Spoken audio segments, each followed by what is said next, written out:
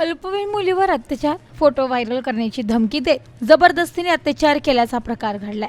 अल्पवयीन मुलीशी प्रेमाचे नाटक करत वारंवार फोटो व्हायरल करण्याची धमकी देत तिच्यावर 2 वेळा जबरदस्तीने शारीरिक संबंध ठेवण्यात आल्याची घटना समोर आली आहे। या प्रकरणी पीडित अल्पवयीन मुलीने पहाटे तोफखाना पोलीस ठाण्यात फिर्याद दिली आहे।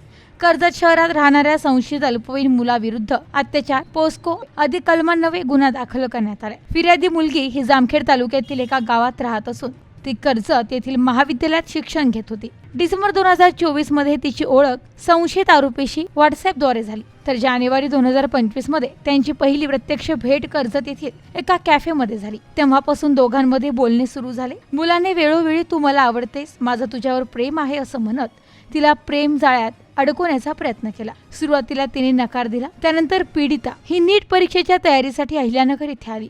त्या दरम्यान मुलाने तिला भेटून तिच्यासोबत फोटो काढले। पुढे काही दिवसांनी जेव्हा तिने त्याच्याशी बोलणे थांबवलं, तेव्हा मुलाने तिला "आपले फोटो तुझ्या वडिलांना दाखवी" अशी धमकी दिली। घाबरून ती त्याच्याशी बोलू लागली। त्यानंतर 6 एप्रिल रोजी मुलाने तिला दिल्ली गेट अहिल्यानगर येथून दुचाकीवरून अहिल्यानगर तालुक्यातील एका हॉटेलमध्ये नेलं।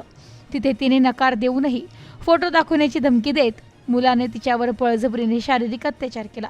या घटनेमुळे घाबरलेल्या पीडित तिच्या मामाकडे भूम तालुक्यात गेली। संशयित मुलगा तिथे पोहोचून पुन्हा तिच्यावर अत्याचार केला। त्यानंतर मुलाने तिच्या चुलत भावांना फोन करून "तुझ्या बहिणीचे व माझे अफेअर आहे, मी तिचे फोटो व्हायरल करेन" अशी धमकी दिली। यानंतर पीडित मुलीने तिच्या आई वडिलांना सर्व प्रकार सांगितला। सोमवारी पहाटे नातेवाईकांसह तोफखाना पोलीस ठाणे गाठून या प्रकरणी फिर्याद दिली। फिर्यादीवरून पोलिसांनी संशयित आरोपी अल्पवयीन मुलाविरुद्ध गुन्हा दाखल केला। Bureau report, news today 24, Ahilyanagar.